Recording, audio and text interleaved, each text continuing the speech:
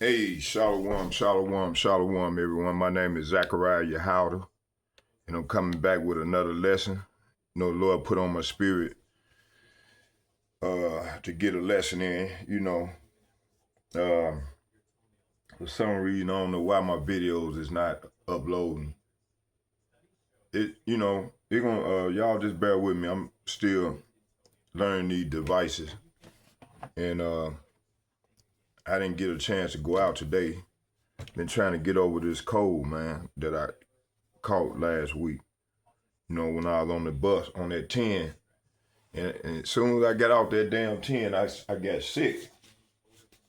So I've been fighting this cold, trying to get over this, and and still going out. I'm still going out, but you know, still here. So before we start, let's get a prayer. Barakatah Yahweh, Barakatah Yahweh Shai, Barakatah Yahweh, Barakatah Yahweh Shai. Call Loyum Yahweh Bahashem, Yahweh Shai Bahashem, Rekar Kadash. All heavenly praise and honor and glory go to Yahweh Bahashem, Yahweh Shai Bahashem, Rekar Kadash. Shalom to the power. And second, I like to say shalom, shalom, shalom to all the like-minded men on down. The elder apostles and the like-minded men on down. I would say shalom to you all. And double shouts to the elder apostles and bishops. And third, I would like to say shalom to all the like-minded men on down as myself that's pushing this word in truth and sincerity. I like to say shalom to you all, and for the sister that's sitting back and learning in silence, return to their power and humble themselves before the power and the congregation. I say shalom to you all as well and your families. And may Yahweh Hashem, Yahweh Shai be with us all as we go further off into this great tribulation. Yeah, so now I'm back. Man, hey, there's a lot of shit going on. Man, it's getting crazy, boy. Like I said, getting over this cold, I've been sitting back watching videos and meditating on scriptures and doing research.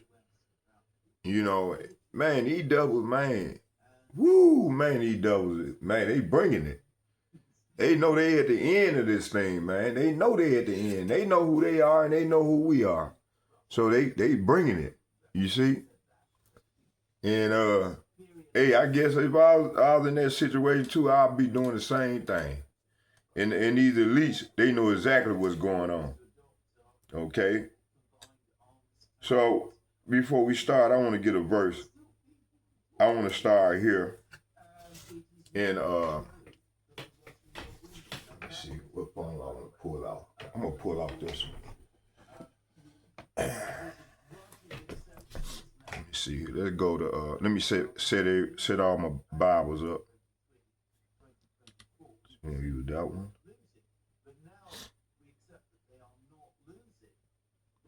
Let's get that Proverbs chapter 15.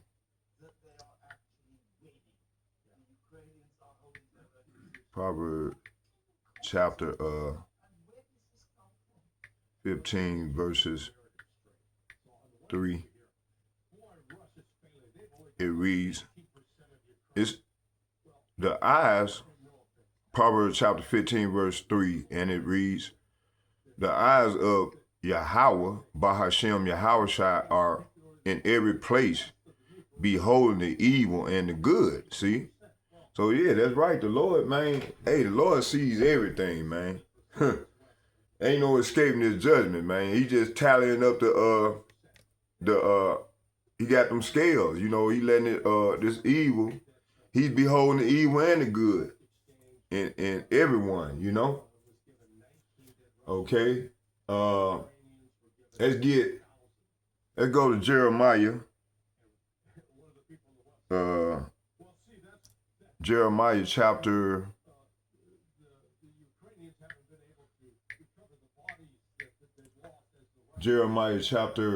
23, verse 24, and it reads, Can any hide himself in secret places that I shall not see him? See? Saith Yahweh Ba'ashem Yahweh Shai. It said, do not I feel heaven and earth, saith Yahweh? See? Hey, man, you can't hide, man. The Lord is everywhere. Hey, this is the Lord's movie. You see? Let's get Hebrew. Let me see here.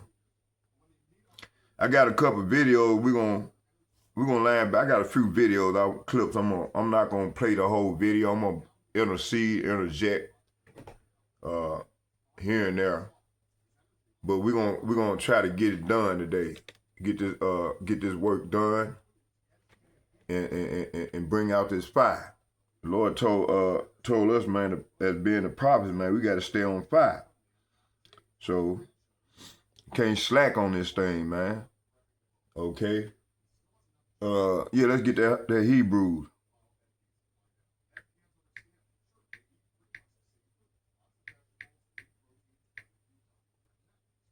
Chapter 4, verses 13. And it reads, it said, neither is there any creature that is not manifest in his sight. See, that's right. Ain't no creature manifest in the Lord's sight. But all things are naked and open unto the eyes of him with whom we have to do. See?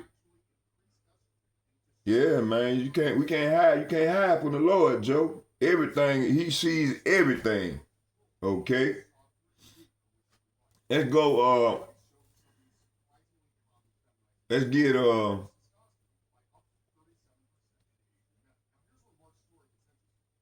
Ezekiel.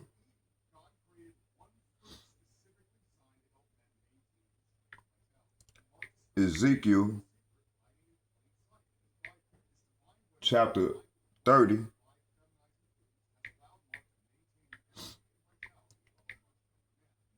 Verse 18. It said the Tahap Nephis, also the day shall be darkened when I shall break the yokes of Egypt. See, hey, this is where we at right now. This is what's going on now. And the pumps of her strength shall cease in her. See? Hey, is this not going on right now? Hey, man, the Lord is cold peace, man. You see? Let's get that Ezekiel chapter 38.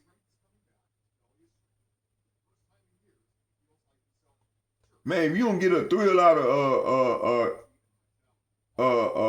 reading the Lord's word and had that understanding, the Lord give you that understanding.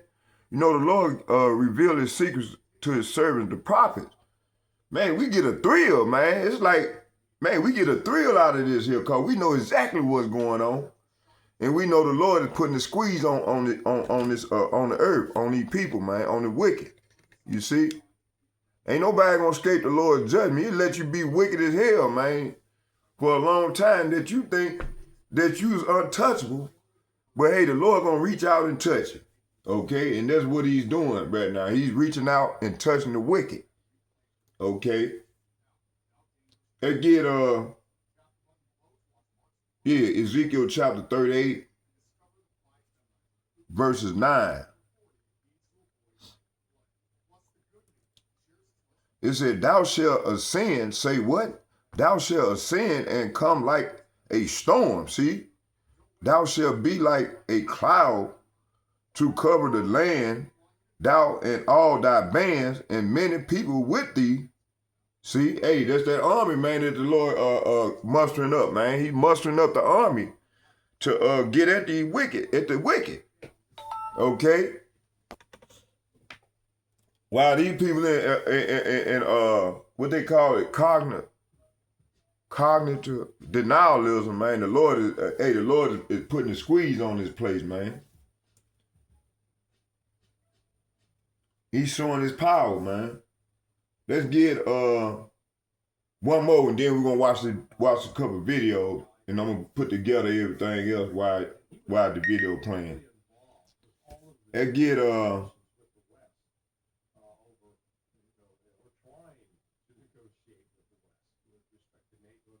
Hosea. Let's get Hosea chapter 6, verses 4.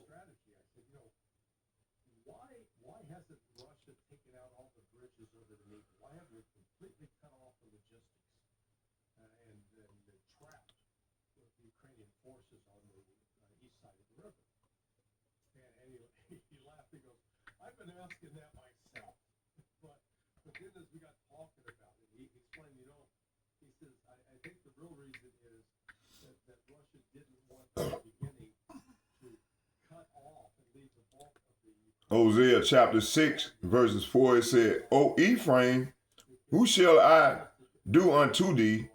O Judah, what shall I do unto thee? For your goodness is as a morning cloud, and as the early dew, it goeth away. I wonder what the Lord meant by that. Let's find out what it means. Y'all bear with me here.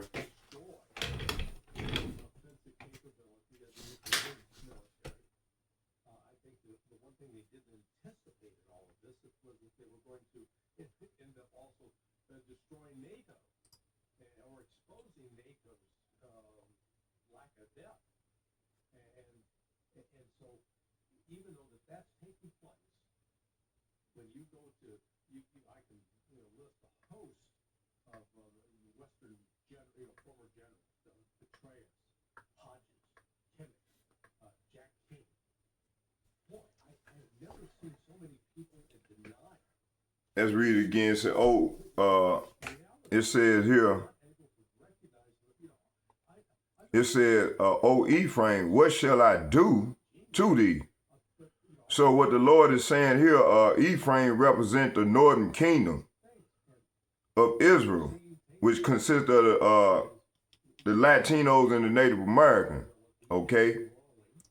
It said, and Judah represent Benjamin, Levi, and Benjamin, Levi, and Ephraim.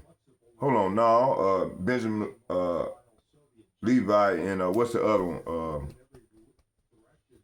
Benjamin, Levi, and Judah. Okay. It says here, it said, O Ephraim, O Judah. Ephraim represent the northern kingdom of Israel, Judah the southern kingdom, and Yahweh is speaking to both houses of Israel right now. See? What shall I do unto thee? So this is the Most High showing frustration and grief over Israel. See? Inconsistencies, he delivered them, showed mercy, how they constantly return to sin. See, that's why we're going to need them new bodies, man, because, hey, man, we in this devil got everything jacked up. Okay? It said, for your goodness is as the morning cloud. Their righteousness was temporary, see? Like mist or clouds in the morning. It looked promising, but quickly fade, see? Hey, that's what's been going on with us right now, because we under these curses, man. And then you had a dude talking about, I want to show y'all some of that video with Elder Manatazabat, man. Shalom, by the elder, man. Beautiful brother, man. And you know, he be going in on hard on these people, man. They still they wax worse and worse. But hey, he got to do it, you know. We all got to do it, because we got to continue. The Lord said, I'm going to make your head hard as death. Okay? Let me see, let's keep reading. I want to stay on point. It said, what shall I do unto thee? This is the Most High showing frustration and grief over Israel. Inconsistencies, he delivered them, showing mercy, but they constantly return to sin. See, over the 2,000 years, that's what's been happening. It said, for goodness is and morning cloud, and their righteousness was temporary. Like mist or clouds in the morning, it looked promising, but quickly faded. The third point I want to bring out, the fourth point I want to bring out is and as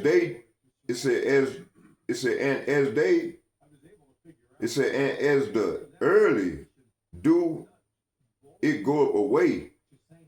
So this is saying, just like dew evaporates with the rising sun, their devotion and obedience did not last. Their loyalty was short-lived and unstable. That's why we all unstable right now, man. You see? So what would that dude talking about? I'm not cursed. Hey man, so you denying the Lord. The Lord put curses on us, man. So you above the Lord then. Okay, the Lord saying you this, and you saying I'm not. That's basically what him and people like him be thinking or saying. Okay, it said the verse highlights Israel unstable faith. See, as Elder Manata Zabbar said, unfaithful. It said they would repent and turn back to Yahweh for a moment, often in times of crisis, just like we do today, but quickly return to idolatry and wickedness. It's a warning against the superficial righteousness and shallow repentance. It applies today. To today, many claim belief, but their obedience disappear when trials and temptation come. Okay, it says Yahweh desires steadfast love and covenant loyalty, not temporarily emotion. And there were a lot of our people be acting already now, emotions. James chapter 1 verses 8, a double-minded man is unstable in all his ways. That's right. See, and that's what we seeing in a lot of our people, man. Double-minded. Matthew, let's get Matthew chapter 13 verses 20.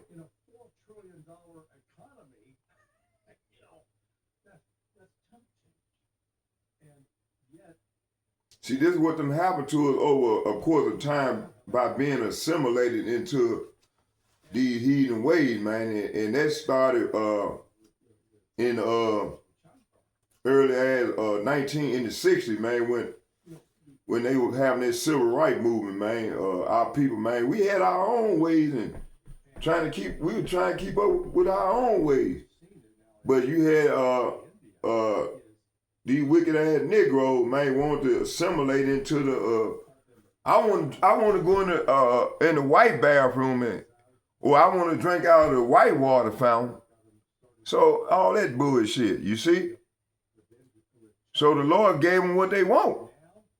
Okay. It says here what I was going to Matthew chapter 20. 13 verses 20. In the West, there's this persistent belief, particularly in the United States, persistent belief that we are the dominant economic power in the world, and that whatever we say. Matthew chapter 13 verses 20, and it reads. I'm gonna start at 19. It said, when anyone hear the word of the kingdom and understand it not, then cometh the wicked one and catcheth away that which was sown in his heart. See, that I get that a lot, man. When I be out trying to show, like one day I was on the bus and I was talking to, I think the brother, like he was a Northern Kingdom brother. He had all them tattoos, cross tattoos on his face. And he was telling me, judge not, or thou shalt not be judged. I said, do you know what that means? I was talking to the brother. So the bus driver, she got mad at me talking about, you can't be cussing out, you know, we got kids on. I said, lady, you supposed to be driving. You don't supposed to be worried about what we doing.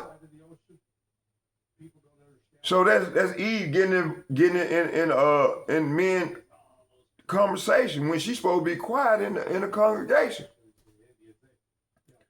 That's another form of being assimilated into a way they think, you know, them being out that they doing right. She thought she was doing right by interjecting in trying to correct me, when her job was not to get involved in the conversation because.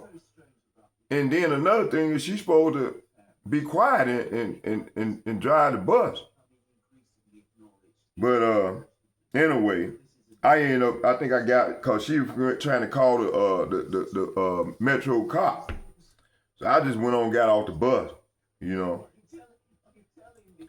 But anyway, I said, man, don't never let no woman tell you, correcting you, and then he apologized to the woman. I said, man, you don't apologize to her ass. What you got to apologize for?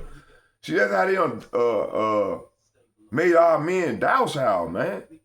And they think that he think that she was right and that I was wrong. And man, that's how people, you know, are, man. They've been brainwashed to believe these false rights that these devils don't pushed off on our people, man. Okay, let me see what I said. Let me keep reading. It says, when anyone heareth the word of the kingdom and understand it not, then cometh the wicked one and catcheth away that which was sown in his heart. Then, this is he which received seed by the wayside. This is he which received seed by the wayside. Verse 20, it said, but he that received the seed into stony places, the same is he that heareth the word, and anon with joy receiveth it. Verse 21, it said, yet have he not rooted in himself, but endured for a while? For when tribulation or persecution arises because of the word, by and by he is offended. Wow. So this is how people are, man, and she was too. She offended because I'm bringing out truth, and I was going to break it down. What he was saying was what it meant, because he probably believing on his universal doctrine that he was bought up on and shit. That they'd been pushing off on our people, keeping our people docile, especially the men. Okay. So let's go back to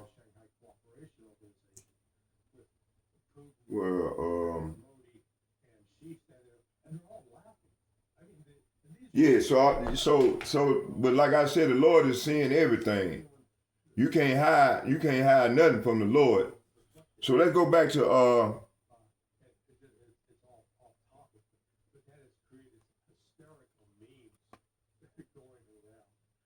I'll read Matthew. Let's go back to Hosea chapter 6, verses 4.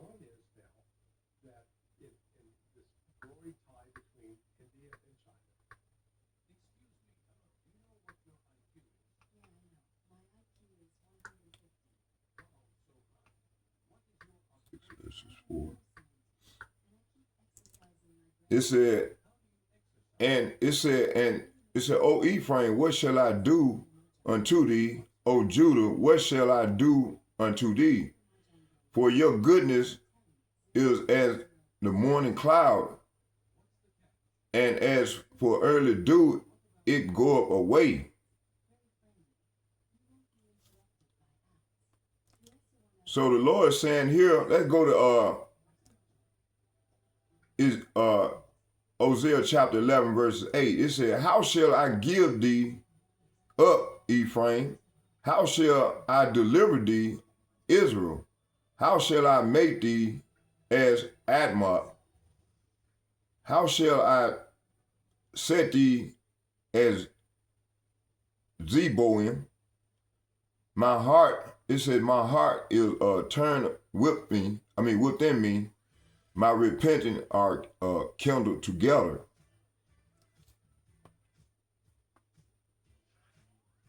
So right here, this is saying, oh, how can I give you up, Israel? How can I let you go? How can I destroy you like Admah, or demolish you like Zebulun? My heart is torn within me, and my compassion overflows. See, hey, the Lord, man, this is what the Lord, he done came to the conclusion, man. He been ready to destroy these wicked ass 2/3, man. And that's what I want to go into, man.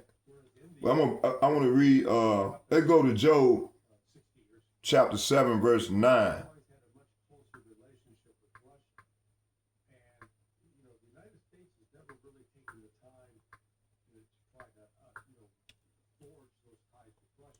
It said, oh, remember that my life is when my eyes shall no more see good. See? So, hey, man, this is what's going on right now, man. We you know, while we in this man world, you know, we ain't gonna be no good, man. Cause we living in a wicked time. We living in a wicked season, man. This is a season of war, all the plagues to come forth. And you still got our people, man, talking about we not cursed. Man, this nigga here crazy, man. You know? So it says, oh God, remember that my life is but a breath, and I will never again feel happiness. See? Hey, this is the mindset that a lot of us in. But see, you know, the hopefully elect, man, we know exactly what's going on. But we know this is temporary, temporal. You know, hey, it's how should I say it? It's light beneath the tunnel. We just got to keep going. You see? Let's go here to Nehemiah.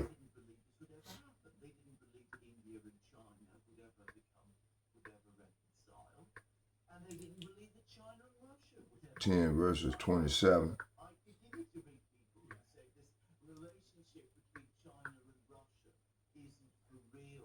It says,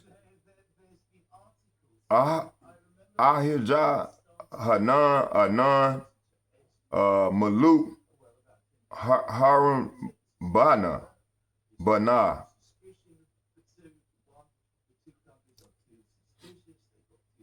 So the Lord would call signers of the document. So there's the document, man. And it said obligations of the document. It said, and the rest of the people, and the priests and the Levites, and the porters and the singers, the Nethians, and all they that had separated themselves from the people of the land unto the law of power, their wives, their sons, their daughters, everyone having knowledge and having understanding.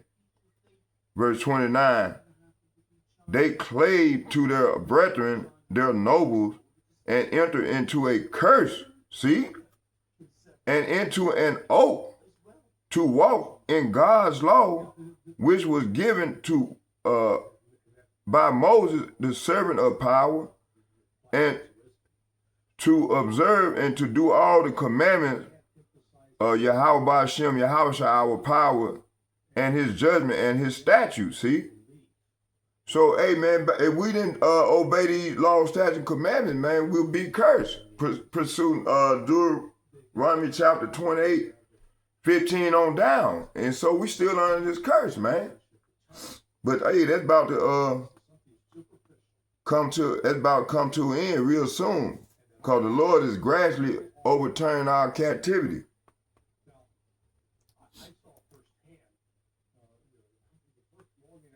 Hold on.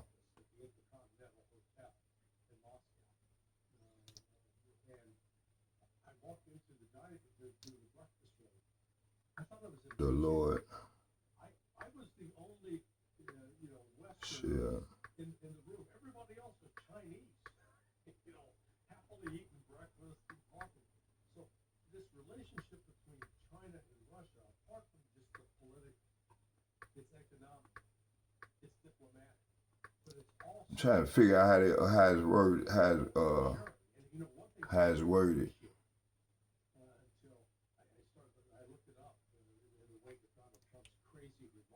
Psalm chapter 126, verses 1. I think that's the right one I wanted.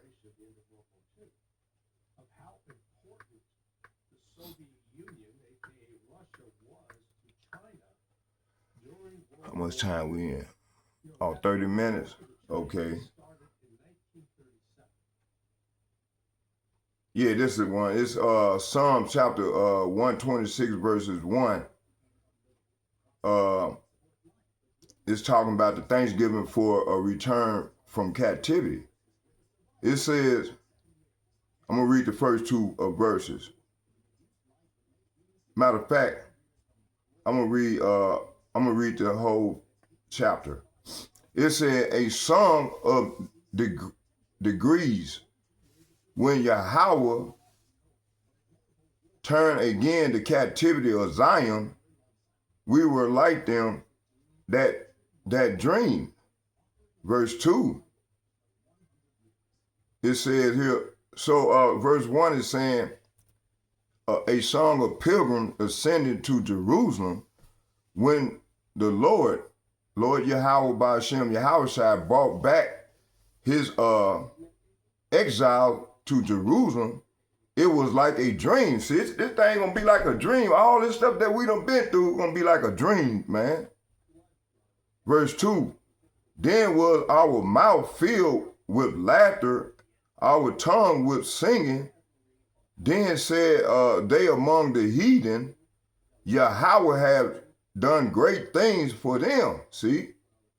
Verse 3, Yahweh has done great things for us. Talking about the Negro, Latino, Native American, along with these speckled birds, whereof we are glad. See, we're going to be glad, man. Verse 4, turn again our captivity. Say what? Turn again our captivity, O Yahweh, as the streams in the south. They that sow in tears shall reap in joy. He that goeth forth and weepeth barren, precious seed shall doubtless come again with rejoicing, bringing his sheaves with him. See? So we were filled with laughter. See, we're going to be filled with laughter. And we sang for joy. And other nations said, what amazing thing the Lord has done for them. Yes, the Lord has done amazing things for us. What joy. Restore our fortunes, Lord, as the stream renew the desert. See, he gonna restore us, man. That's gonna be the true reparation. Those who plant tears will harvest with shout of joy. They weep as they go to plant their seed, but they sing as return with harvest. See, but see, we gotta go through this straight gate, man. Those who going through that straight gate, man, we're gonna go through this thing, man. So we got to go through this thing, you know. So now let's go on to the second segment of let's watch the video. So Let's do this. both Russia and China, despite, yes, the Chinese are, communists. I'm not sure what that means anymore because, I have never seen Fair use under the copyright statute of 1976. done in terms of the transportation system, when they Fair use of the copyright statute. these cities that are incredible, that the electric, and they're leading in a variety of technology. They're leaving the West in the dust. Fair use, fair use, fair use. Fair use of the copyright material in the United States is a legal doctrine outlined in 17 U.S. Code 107 that permits limited use of copyright work without permission for purposes such as criticism, comment, news, reporting, teaching, scholarship, or research.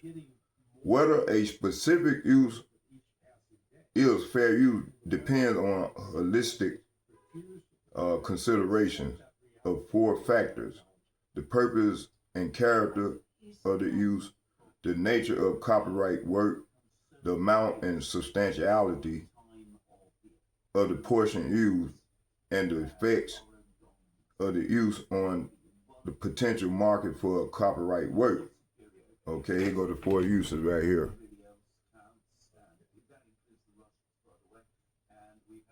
Okay, 2.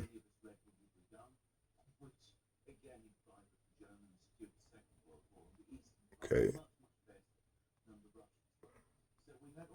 So here go the statue right there. So fair use, I'm not getting paid for this strictly for educational purpose, such as criticism, commenting, teaching, news, reporting. So yeah, let's get it. All right, so what I want to do, I want to play this video by Larry Johnson. He one of the geopolitical insider that the Lord is putting on a spirit to bring out things what these wicked are doing, But first, before we go that one, I want to see, let's go to Colonel McGregor. Let's get him first. Where he at? Let me see. I just had him on here. Where he at?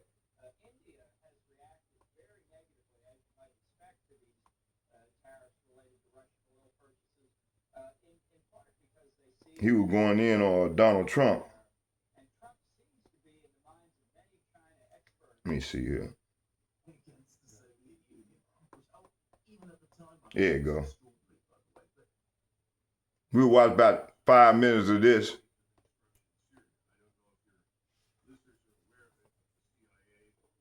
Working very closely with the Mossad as well as MI6 from London, worked tirelessly to destroy Syria, destroy its national integrity, destroy it as a state. It took them a little over 15 years, but it worked. Now they've got what they think they want.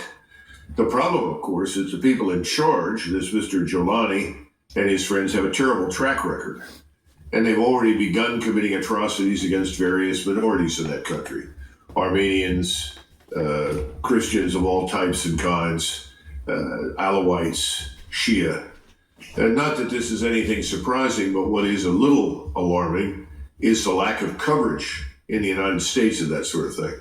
So instead, they see a portrait of Mr. Trump walking arm in arm with Mr. Giuliani, telling everyone that this is a fine young man with lots of potential, and that he's very pleased to meet him.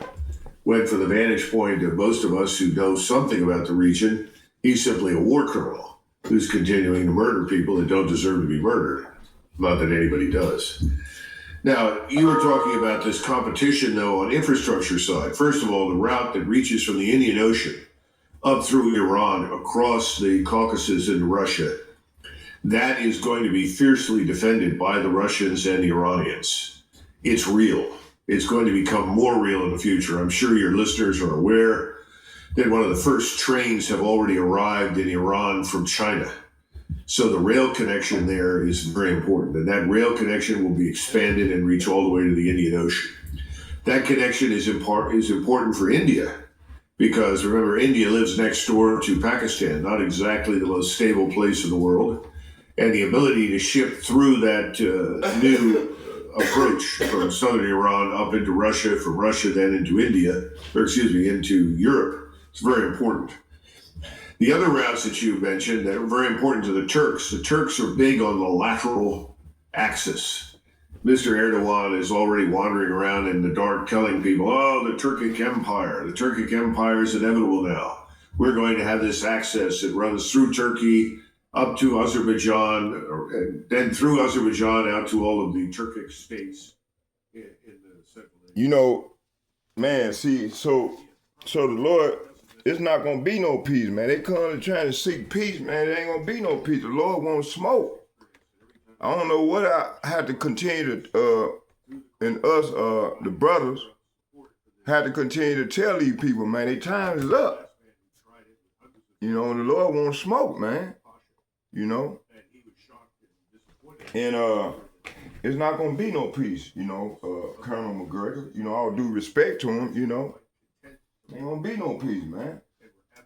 So what I want to do is, I want to read off some of the secret covenant.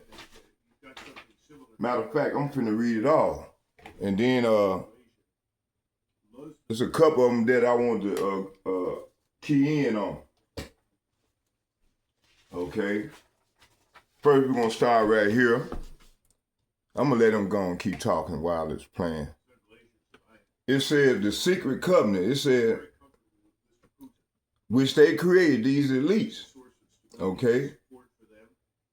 And illusion, it will be so large, so vast, it will escape their perception. Those who will see it will be thought of as insane. We will create separate fronts to prevent them from seeing the connection between us. We will behave as if we are not connected to keep the illusion alive. Our goal will be accomplished one drop at a time so as to never bring suspicion upon ourselves. This will also prevent them from seeing the changes as they occur.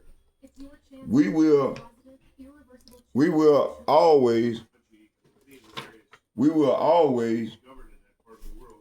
it said, we will always stand above the relative field of their experience, for we know the secrets of the absolute. We will work together always and will remain bound by blood and secrecy. Death will come to those who speak. So those who speak out, you see? It said, we will keep their lifespan short and their mind weak while pretending to do the opposite.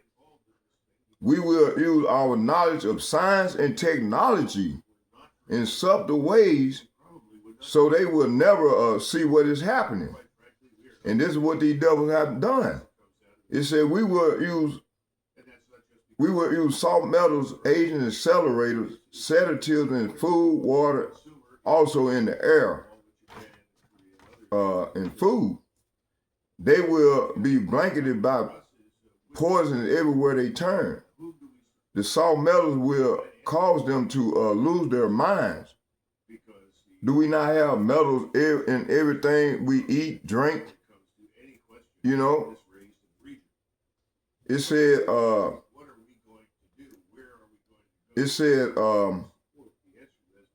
they will be blanketed by poison everywhere they turn. The salt metals will cause them to lose their mind. We will promise to find a cure from our many fronts, yet we will feed them more poisons.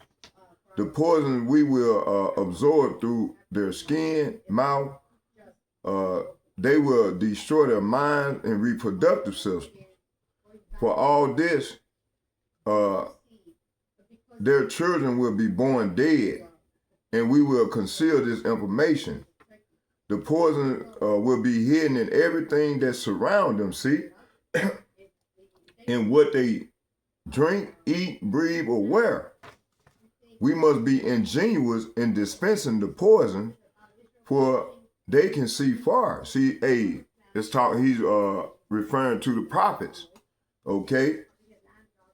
It said we will teach them that the poisons are good, with fun images and musical tones. Those they look up to will help. See, talking about the people in the churches, the pastors, so-called leaders. You know.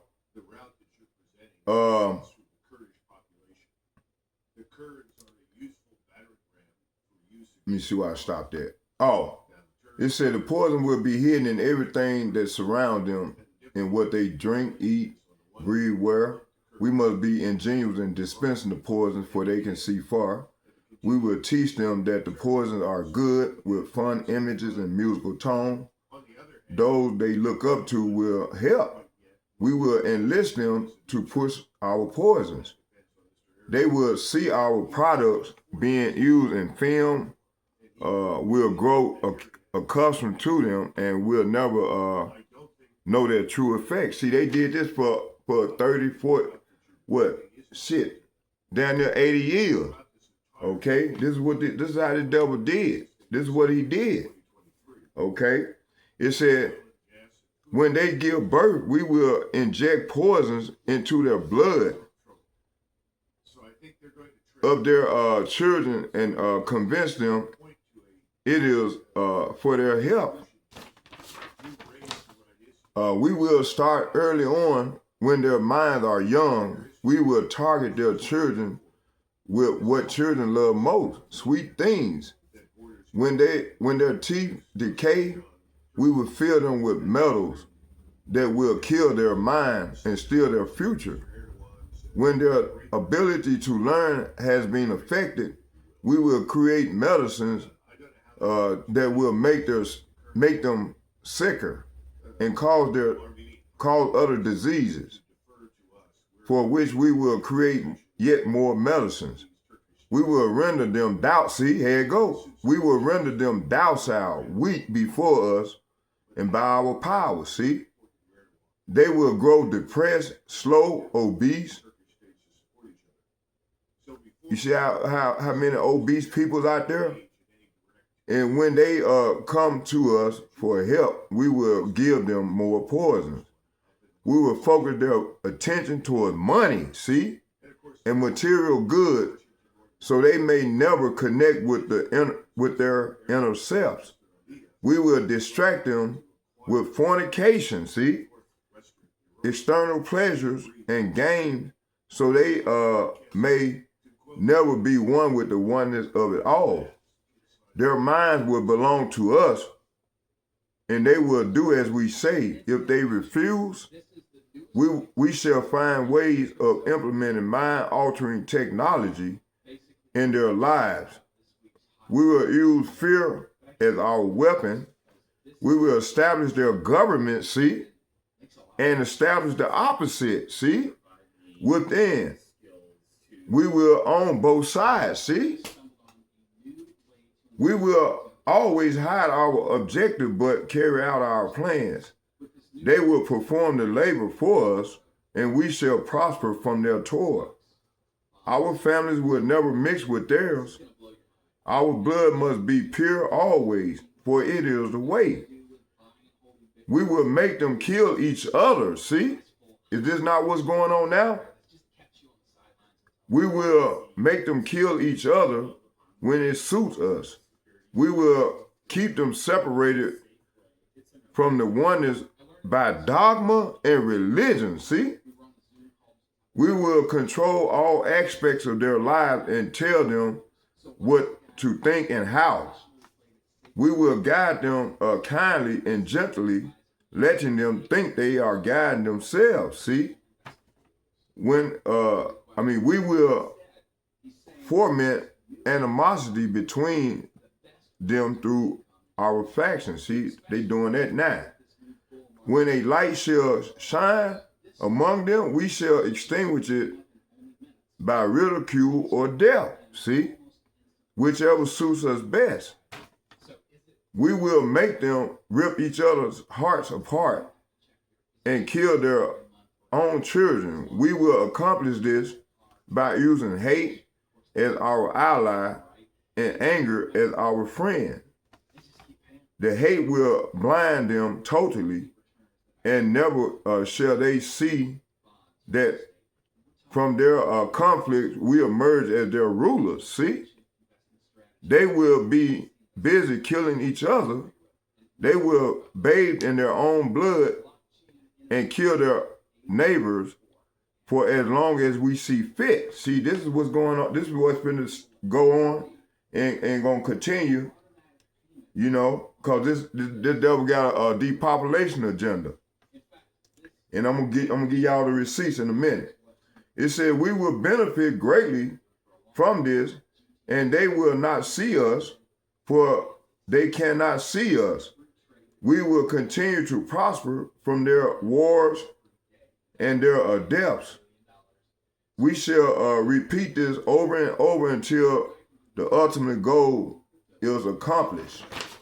Okay? You see? Hey, this is what these devils have done. Okay? And this is what they continue to do.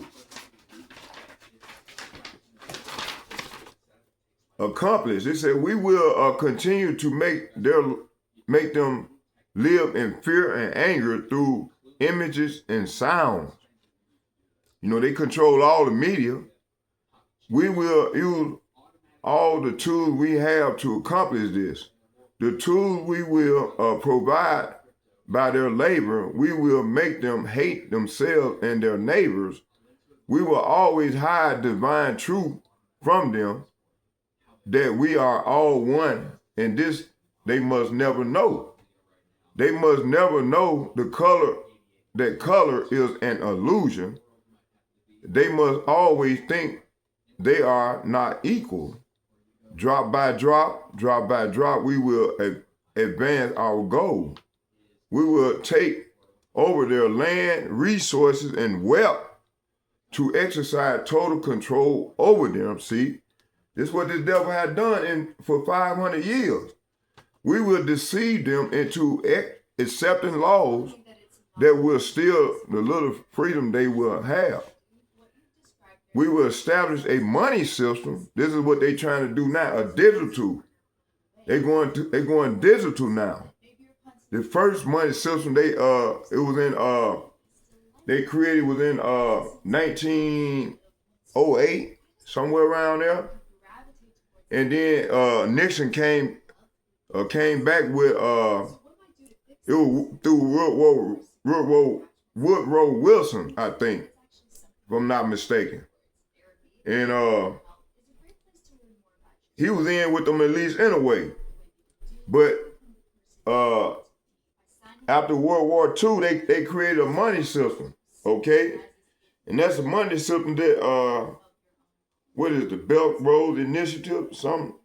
That's the money system that we under now. Okay? Let's keep going. Let me see here. Oh,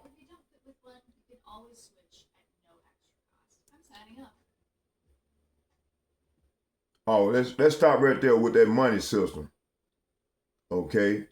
And this is where we at right now. It said when they shall band together, we shall accuse them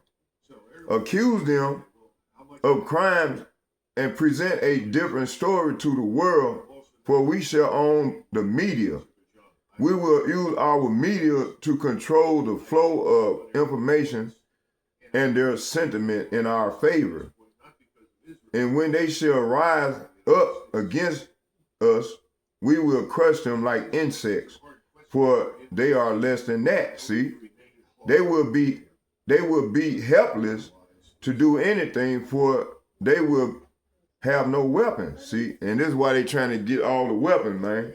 They trying to go in and stop the weapons. Okay, so I'm gonna pause right there, and I'm gonna listen to some more of the video.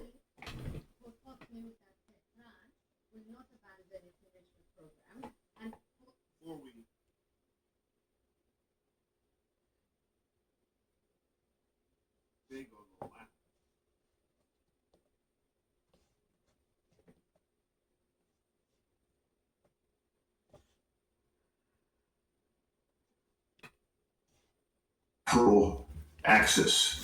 Mr. Erdogan is already wandering around in the dark telling people, oh, the Turkic Empire is inevitable now. We're going to have this access that runs through Turkey up to Azerbaijan, and then through Azerbaijan out to all of the Turkic states in Central Asia.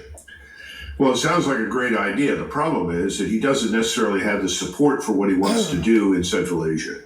And we know from past experience that every time a Turk has tried to march east through the Caucasus to try and stir up support for this Turkic empire has failed. The last man who tried it with hundreds of thousands of Turkish troops was Enver Pasha. And he was shocked and disappointed when he discovered that the Muslim Turkic peoples of the Caucasus and Central Asia were actually quite content to live with the Tsar and were absolutely disinterested in rising up against the Tsar on his behalf. I have a feeling that you've got something similar happening there today.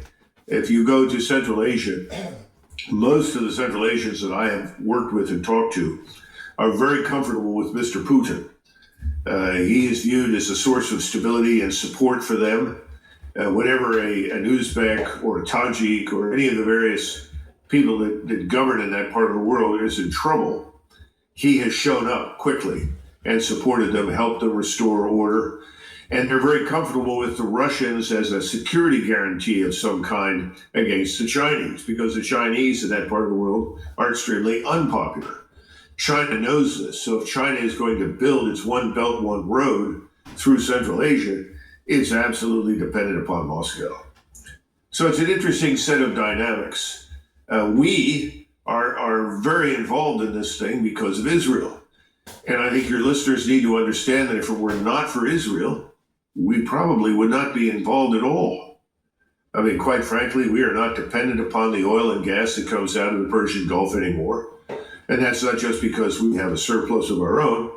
It's simply that the principal consumer is China, along with Japan and Korea and others in Northeast Asia. So I think the problem for us is which way do we move? Whom do we support? Well, that answer is provided to us by Israel, because the Israeli lobby in Washington is the all-powerful influence when it comes to any question that's raised in the region. So if people are asking, what are we going to do? Where are we going to go? Whom are we going to support? The answer to that is very easy. We're going to support whoever Mr. Netanyahu tells us to. Thank you, Colonel, for that very insightful analysis. If we could, I love how you provided a much bigger picture for our audience to get better understanding of what's happening in the area. It's not just something localized. My question is, going back to Syria, do you see, because in Syria, it's not just these two, it's the peace line of Israel and the development road of Turkey.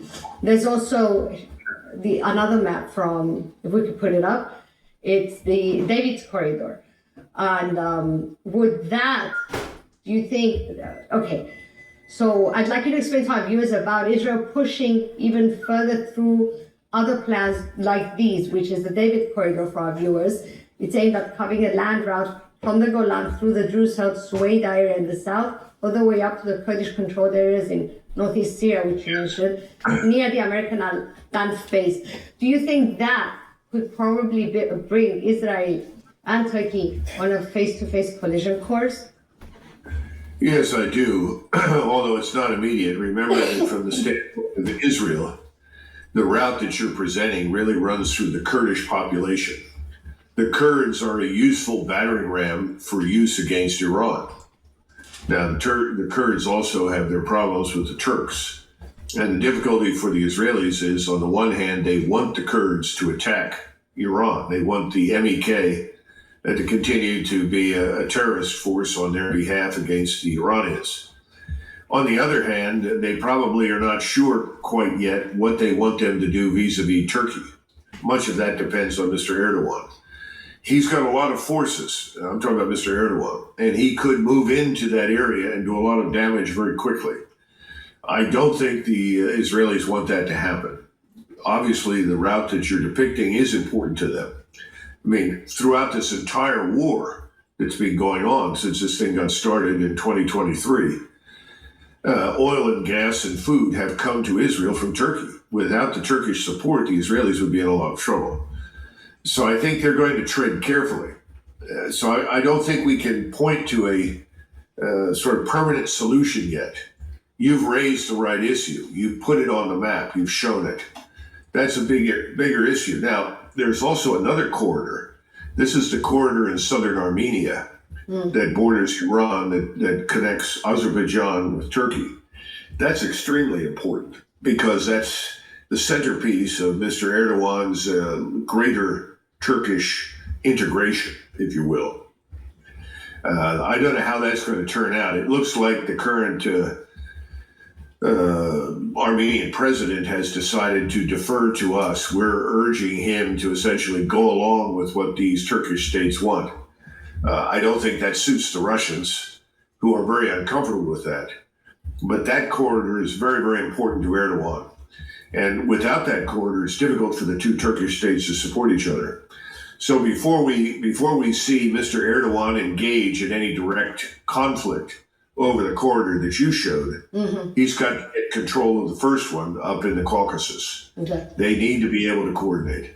And of course, the ultimate goal is to march into northern Iran, because in the midst of all of this, Mr. Erdogan and Mr. Aliyev would both like to acquire or annex northwestern Iran, with Tabriz at the center. So I guess, to quote someone from a movie, we have plans inside plans inside plans. But we don't necessarily have the resources where they need to be to realize them all. And they can't be addressed simultaneously. Yeah. So Erdogan has to say, well, how much can I do in southern Syria? You know, I've also got the agenda with Azerbaijan. I have the agenda with the Kurds. I can't take on everything at once. And I don't really want to take on Israel at this point, not because of Israel so much, but because of the United States. So these are hard questions for him to answer. I hope they remain hard for him, because otherwise it's not going to be good for the region, in my view. No, sir. Colonel, since you touched upon Iran, so yesterday, July 22nd, President Trump threatened to launch a new attack on Iran's nuclear facilities, just hours after Iranian Foreign Minister Abbas Araghchi told Fox News that Tehran will not abandon its enrichment program, and called on Washington to agree to a fair deal that includes lifting of sanctions. So you've warned that a single strike could ignite World War III, and during the 12-day war, we narrowly avoided it. In your view, Colonel, is the Trump camp misreading Iran's actions during that 12-day war?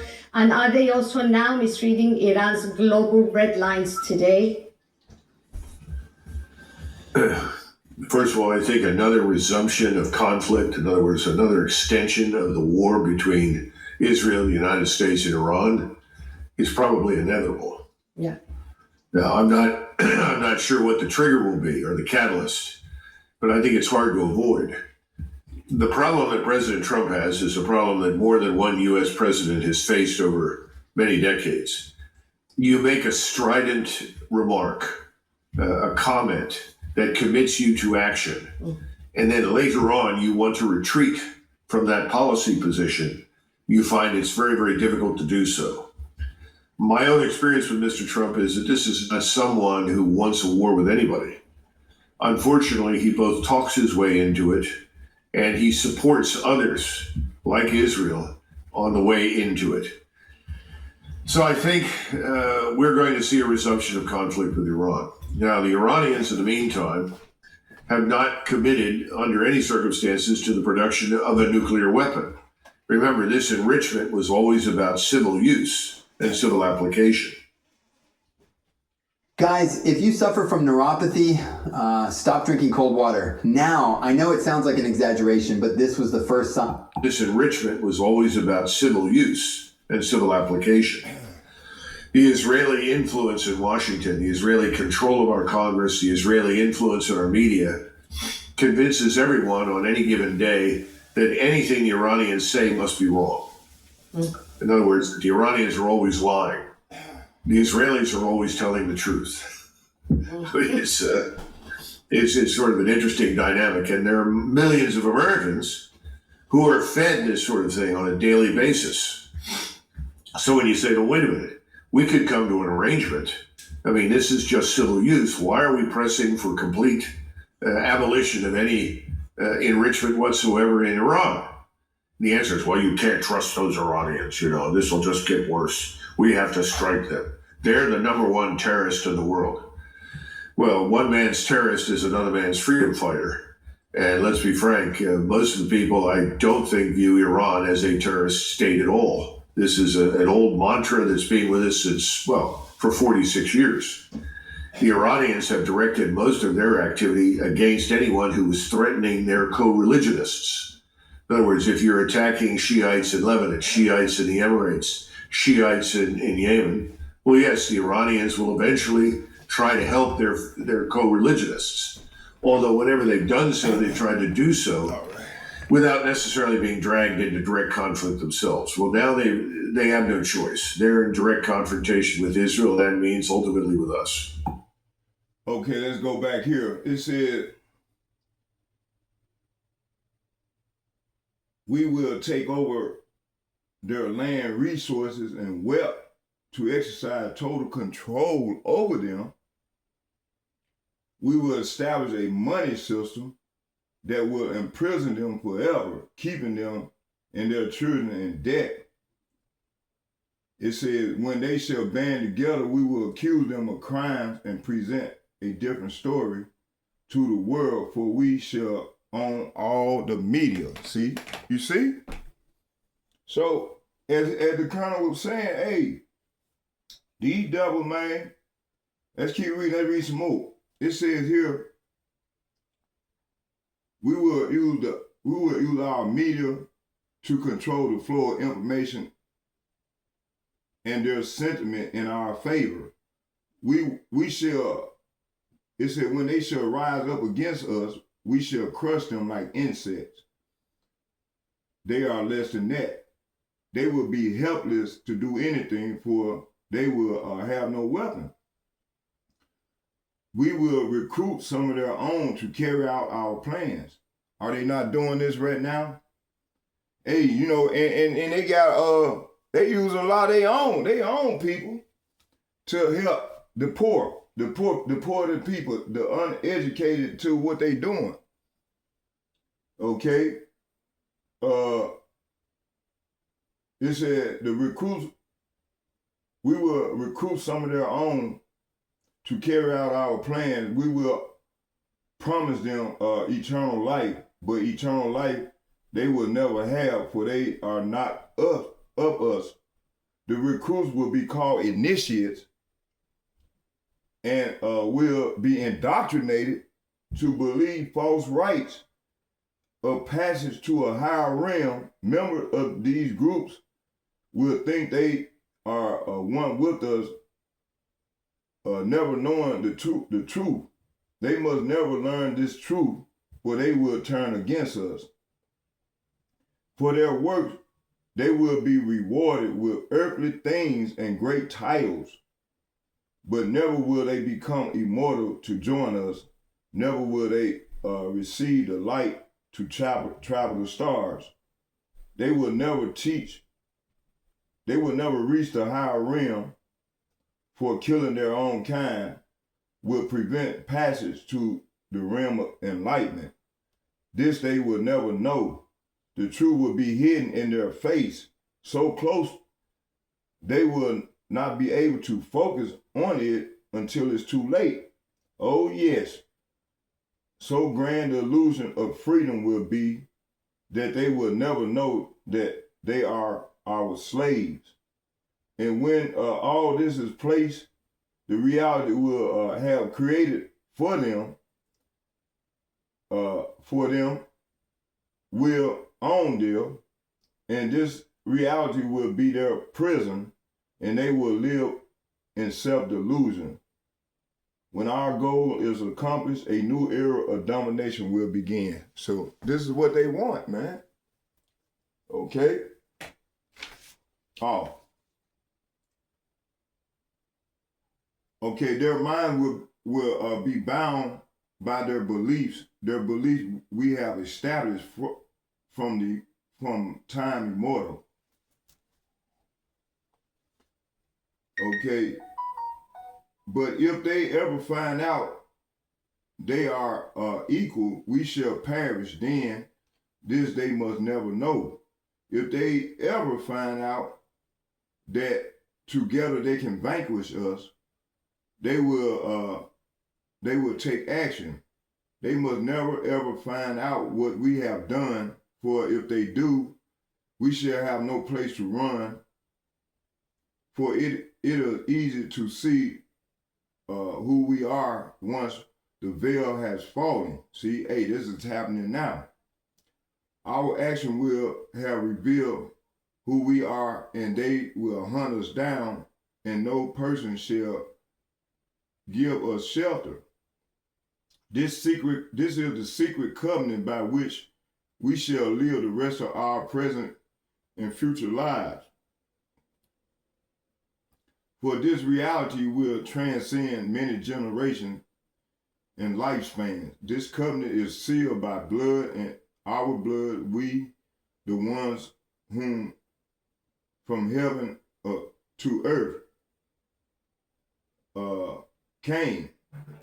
It said this covenant must never ever be known to exist. It must never ever be written or spoken of. If it is, the consciousness it will spawn will release the fury of the prime creator upon us, and we shall be cast to the depth from whence we came and remain there until the end time of infinity itself. You see? So yeah, this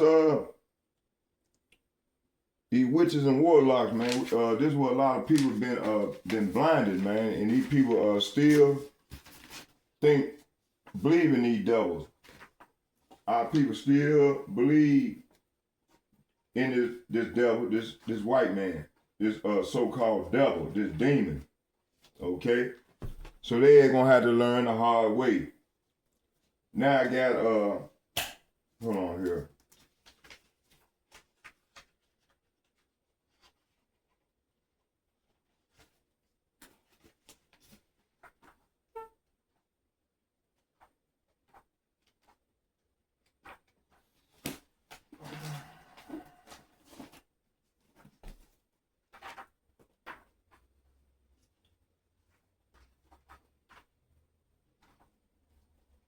Trying to find the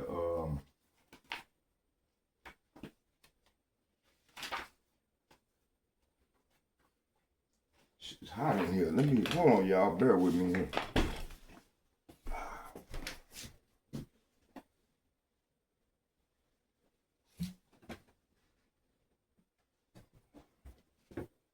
I don't know what to do. Hold on, y'all.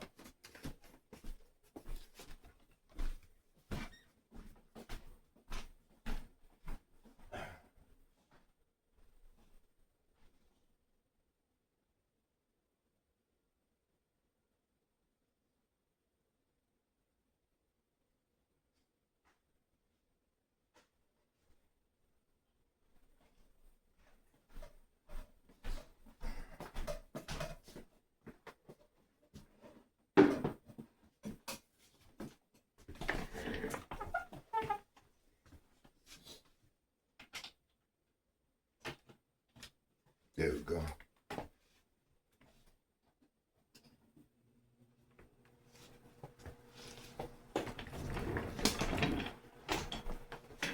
All right. Yeah. Okay, what was we here? Okay, we got that out of the way. So, so this is what's going on, man.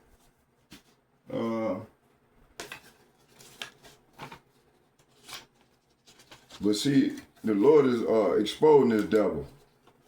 Let's go back to Proverbs.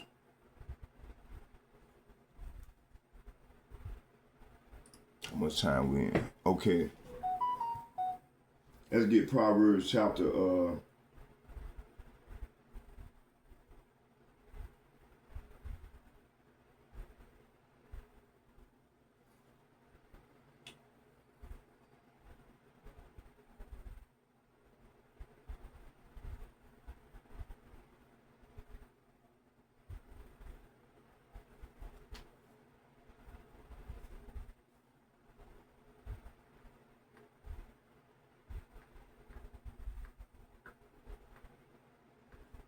Proverbs chapter 15, verses 3, it said, the eyes of Yahweh are in every place, beholding the evil and the good. See, so the Lord see everything that these devils doing.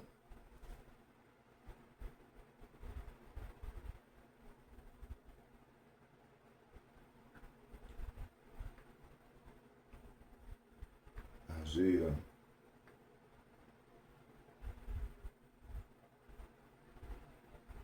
What is it? Isaiah.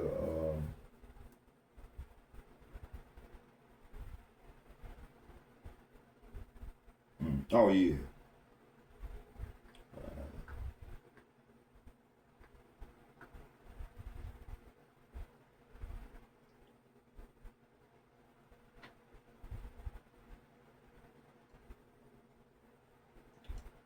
So let's get Isaiah chapter 47, verse 45, verse 7. It said, I form the light and create darkness. I make peace and create evil. I, Yahweh, do all these things. See? So the Lord, Yahweh is doing all this here, man. This is his movie. Isaiah chapter 45, verses 6. That they may know, say what? That they may know from the rising of the sun and from the west and from the west, we're living in the west, that there is none besides me. I am Yahweh, and there is none else. See? So the Lord is doing all this here, man. Called judgment. You see? Now let's move on a little bit. Let's go here.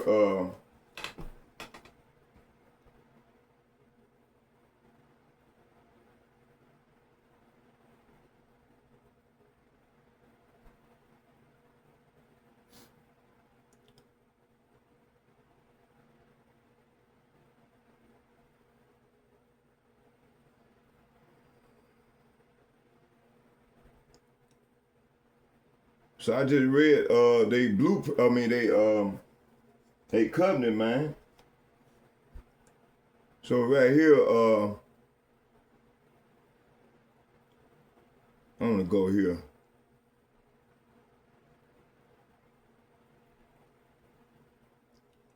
So back here, about 8 years ago, they presented to the world that this new transformation that they've been, but this thing been going on. They've been working on this all the way since 1973. Okay. Read that Kissinger report. He was an Edomite, small hatter.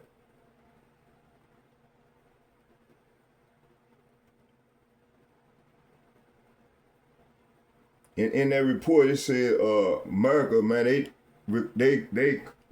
economy requires the destabilization of other nations, man, and putting in power who they choose a puppet government and to regulate and enforce things, and they create proxy wars and so on and so forth to destabilize these other countries, man. This is what they doing now. They've been trying this shit with Russia. Russia ain't going, man. Putin ain't going. As one of the commentators said, they've been, I don't know if it was him or last night I was listening to Gerald Celente interviewing Colonel McGregor. I think that was him, or was it the other one, Scott Ritter? But anyway, I think one of them mentioned about, they said they've been trying to get it, they've been trying to destabilize, or was it, what's his name? Sachs. Said, man, these people they've been trying to destabilize Russia since 1970, for 30 something years. They've been trying to destabilize Russia. It might be longer than that.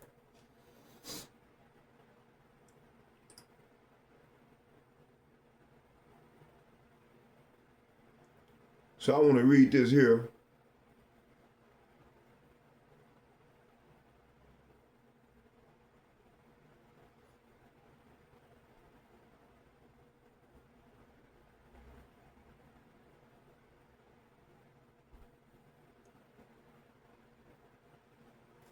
It said abstract. It said this thesis explored the potentials and limits of the city as a locus for transformative social change, promoting just and sustainable futures away from extractive capitalism and neoliberal urbanism. Okay? Matter of fact, hold on here for a minute.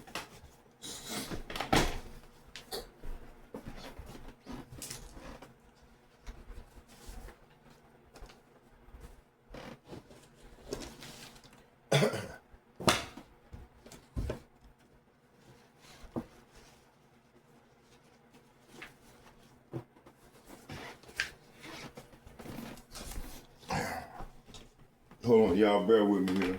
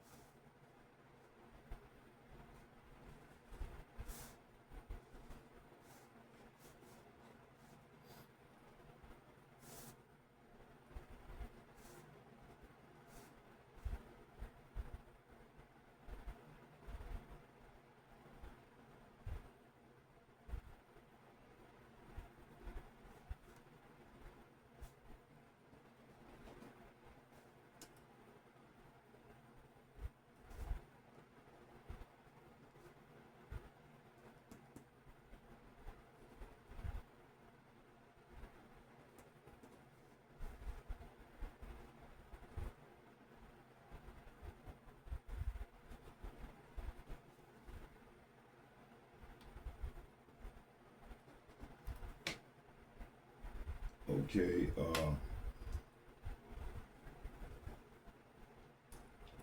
okay, in these next 2 days, we're gonna go into the sustainable futures. What is that? And away from extractive capitalism, we're gonna find out what that is and what it means. And neoliberalism, neoliberal urbanism. We're gonna find out what this stuff means, man.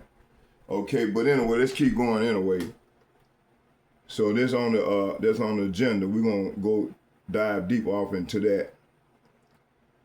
These words, so y'all remember these words.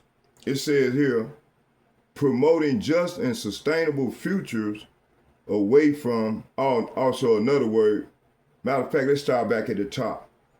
It said, this thesis explored the potentials and limits of the city as a locus for a transformative social change. And we're going to go into that word locus as well. Locus, Locus, for a transformative social change. Promoting just and sustainable futures away from extractive capitalism and neoliberal urbanism. Policymakers, activists, and researchers increasingly turn to the city as a site of sustainable practice. It's a political potential and alternative economic thinking. Yet, it remains insufficiently clear how alternative models and ideals are put into practice and how actions subsequently taken by state and non-state actors are collective and transformative to inform collective and transformative practice. This thesis developed a theoretical account of transformative social change against the background of the tight interconnections of the urban with capitalism, which shape the contingent political economic conditions for change. It posits transformative social change as consisting of two moments. One of the difference in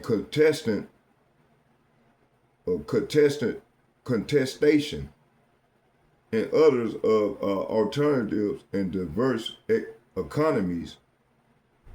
In this moment, post-capitalist subjectivities and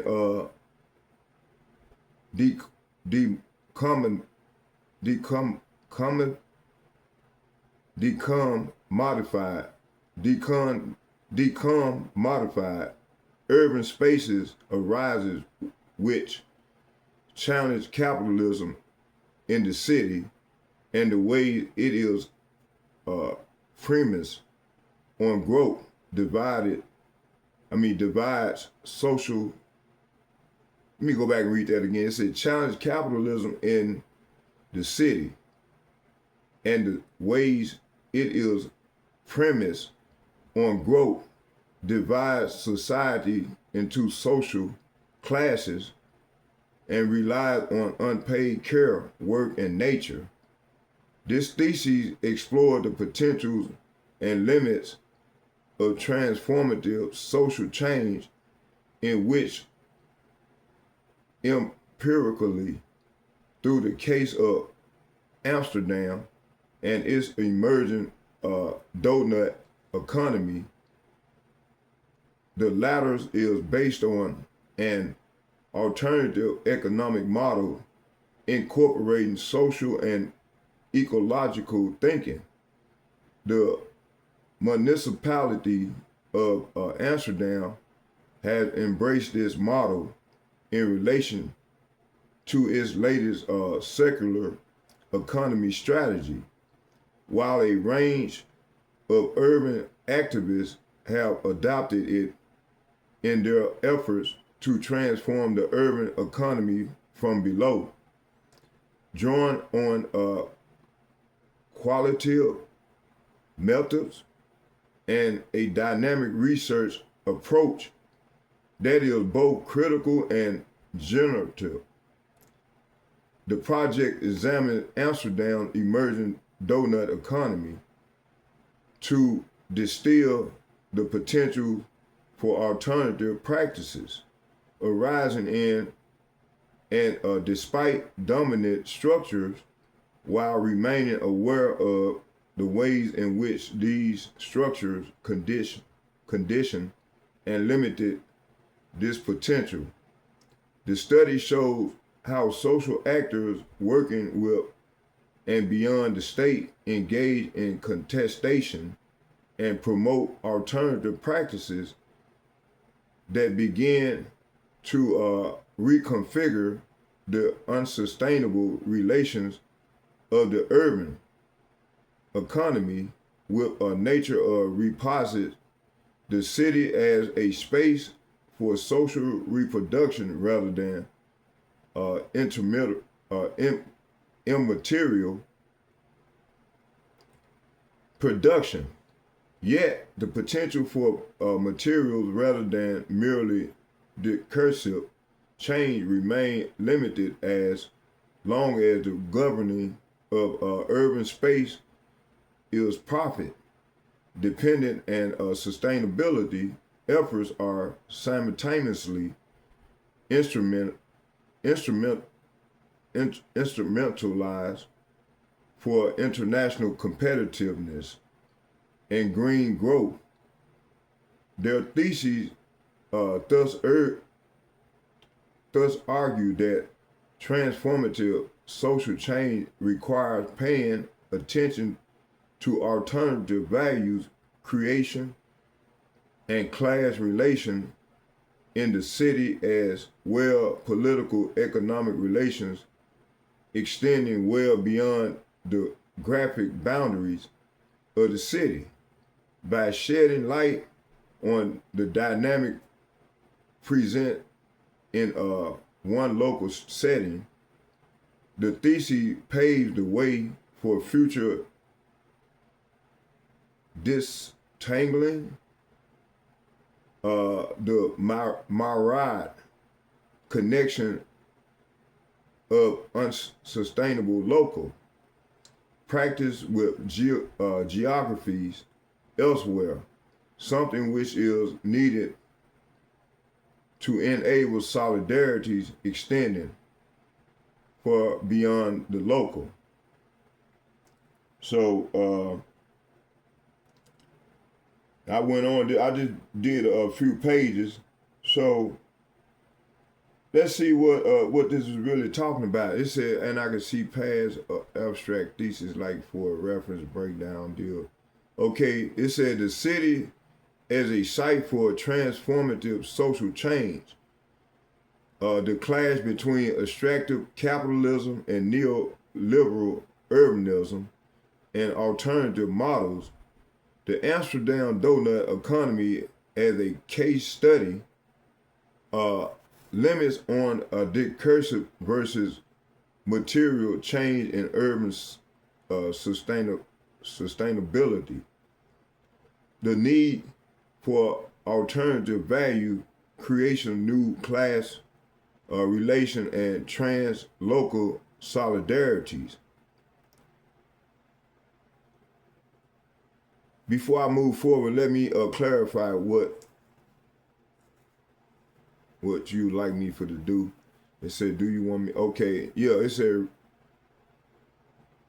rewrite and simplify presentation summary. Okay, let's go. So abstract breakdown commentary in 2025 agenda to 2030.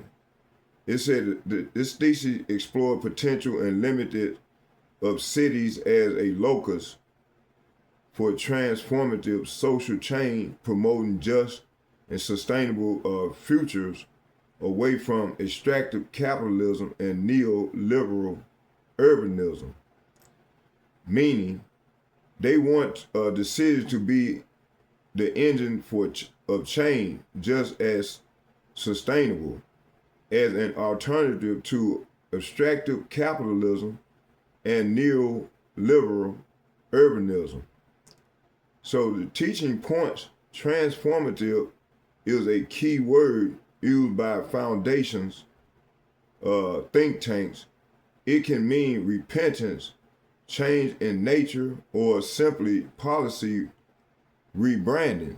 So I think that's what they're doing, policy rebranding. Cities become primary governance nodes in technocracy, faster to implement pilot programs than nations. So, hey, basically, this is a rebranding of the Tower of Babel.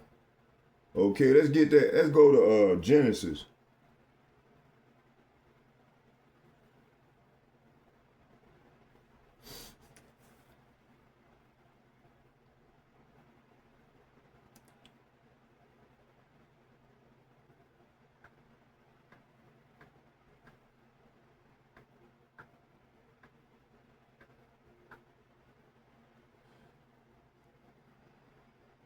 Salafi, Genesis chapter 11.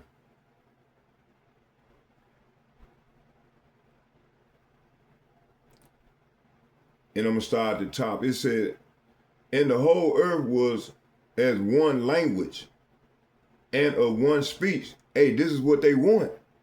It said, and it came to pass as they journeyed from the east that they found a plain in the land of Shinar, and they dwelt there.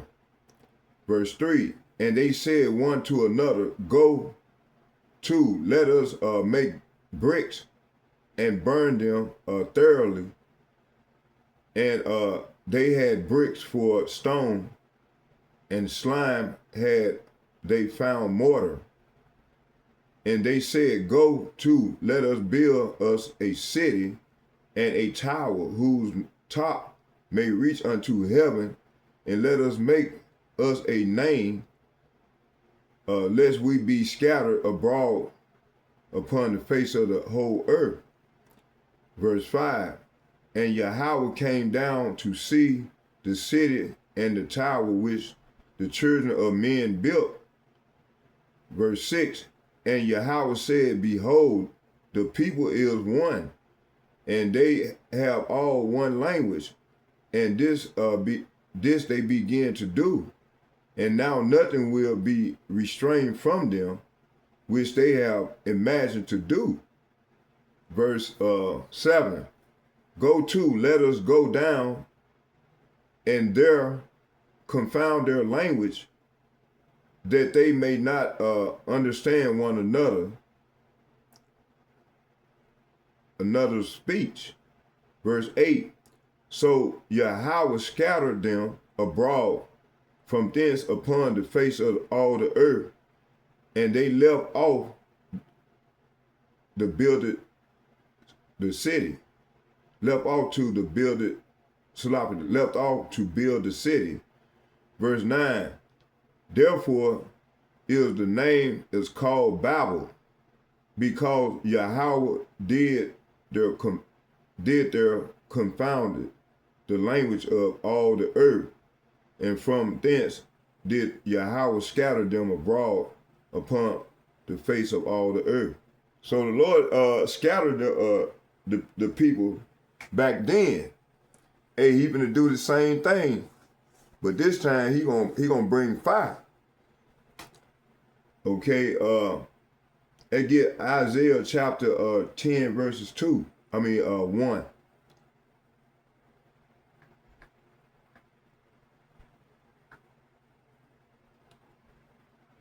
Isaiah chapter 10 verses 1. It said, woe unto them that decree unrighteous decree, and that right grievousness which they have prescribed. See, hey, this sustainable development, man, that's all it is another decree that these heathen nations trying to bring about. And mainly Esau Edom is the ringleader. It said to turn aside the needy from judgment, and to take away the right from the poor of my people, that widows may be their prey, and that they may rob the fatherless. See, this is what these devils have done for over 500 years and continue to do. And yet you got Jake, they still trying to come up against us, talking about I'm not cursed. Man, these niggas crazy as hell, man. So the unrighteous decrees is policy framework masking oppression, see? They get Revelation chapter 18.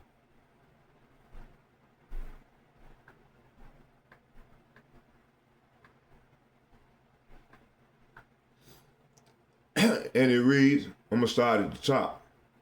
It said, and after these things, I saw another angel come down from heaven, having great power, and the earth was filled. It said, and the earth was lightened with his glory. See? Verse 2, and he cried mightily with a strong voice, saying, Babylon the great is falling, and is become the habitation of devils, and the hole of every foul spirit, and the cage of every unclean and hurtful bird. Hey, this is what men became. Okay? 3, for all nations, say what? For all nations have drunk the wine of the wrath of her fornication. Hey, when I read in the covenant, in that secret covenant, it mentioned that word fornication. This is how they come, you know. But hey, the the elect, we can see this covenant, man. We can see through this bullshit that they trying to push. You know?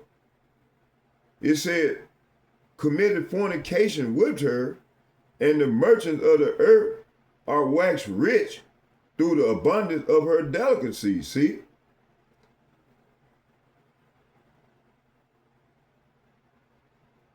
Verse 4, it said, and I heard another voice from heaven saying, come out of her, my people, that ye be not partakers of her sins, and ye receive not of her plagues. See? So the Lord is bringing plagues on this place, man. But yet you still got our people still trying to strive here. And the Lord is bringing this place down, man.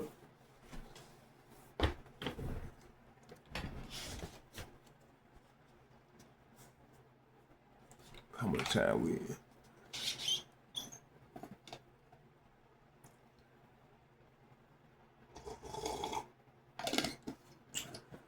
Okay.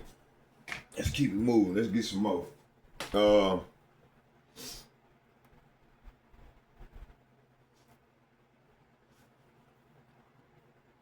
So how does tie into 2025, 2030 agenda? City as locals, it's talking about global city, talking about governments. Governance. C40, ICLEI, the WEF, the UN. So cities as labs, SDGs, it's talking about localizations. 2025, it said mid-cycle push towards 2030. Target cities. Cities roll out data-driven compliance, emissions, budgeting,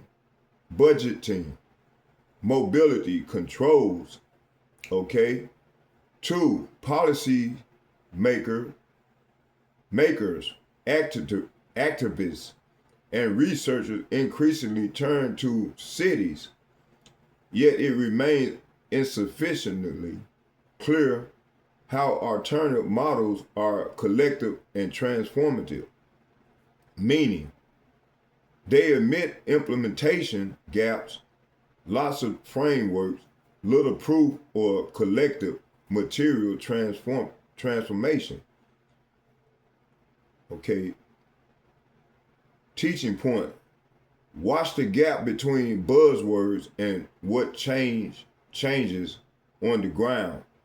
Housing, labor, energy bills. Collective often means stakeholder governance that dilutes accountability. Let's go to James chapter 2.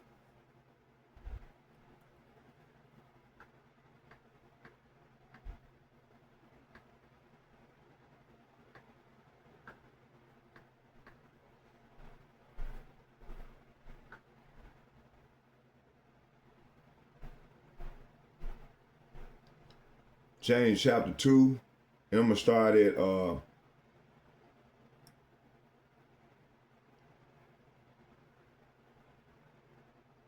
And I'm going to read to 17.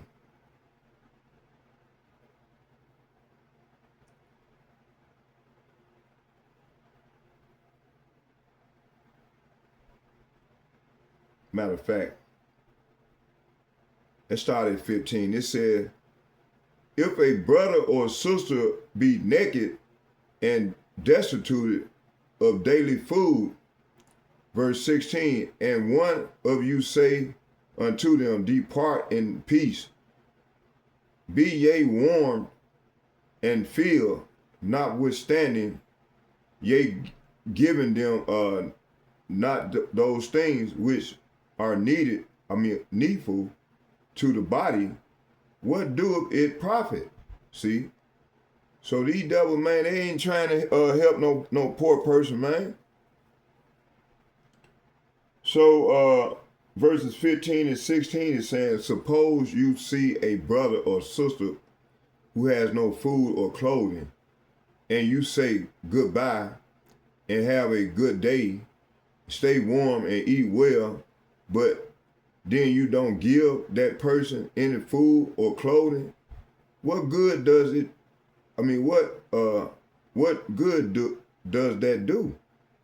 Hey, they don't do nothing but make the person, man, more unstable. And hey, that's what we seeing. You got a lot of homeless people out here, man. I was homeless. I thank the Lord, man, that He's sustaining me, That's why I continue to try to do the work to the best of my ability, for the Lord. Because if it weren't for Him, I would be homeless still and be lost, probably,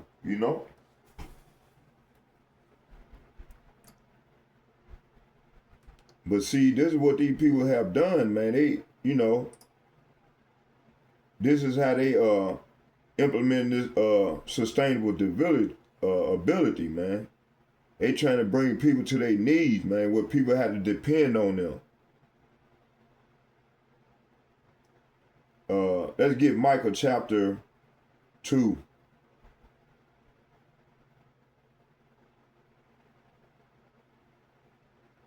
Come on, man. I'm screen locked up on me.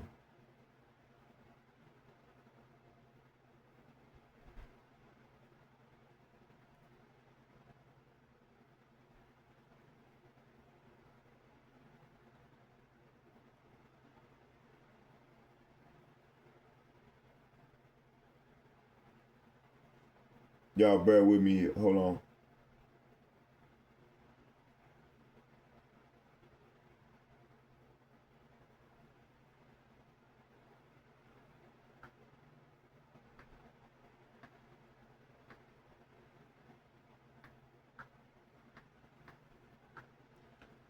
Damn.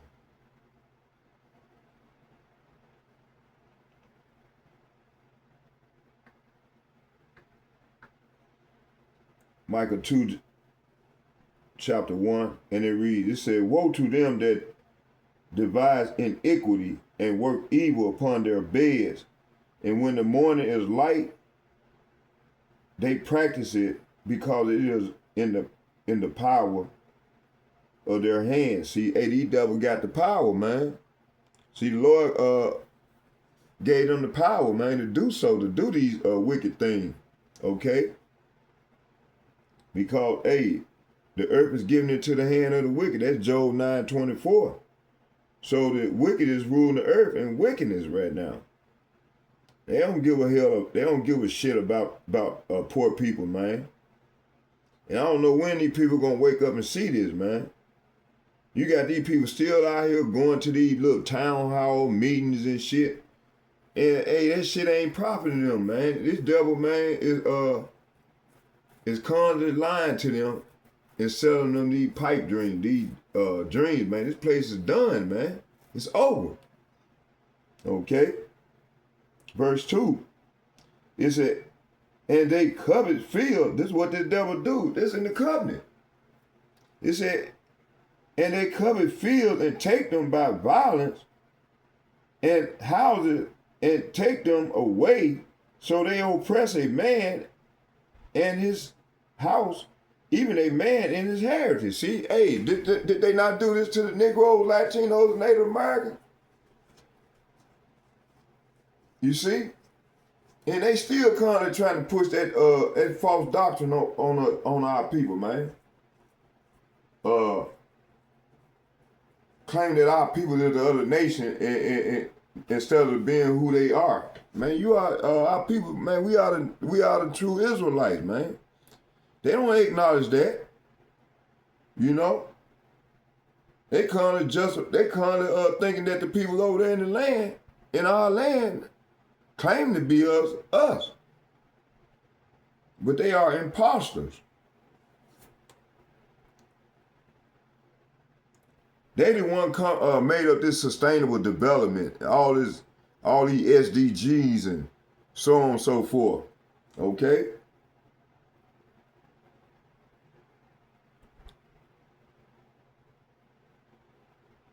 Hey, you know what? We're gonna stop right there, and I'm gonna continue later on and bring out part 2 of this lesson. All praise to Yahweh, Ba'ashem, Yahweh Shai, Ba'ashem, Kakadash, Barakatah Yahweh, Barakatah Yahweh Shai, Barakatah Yahweh, Barakatah Yahweh Shai, call Loyum, Yahweh, Ba'ashem, Yahweh Shai, Ba'ashem, Kakadash. All heavenly praise and honor and glory go to Yahweh, Ba'ashem, Yahweh Shai, Ba'ashem, Kakadash. In second, I'd like to give double shouts and double honor to all the other apostles and bishops from GMS who rule well.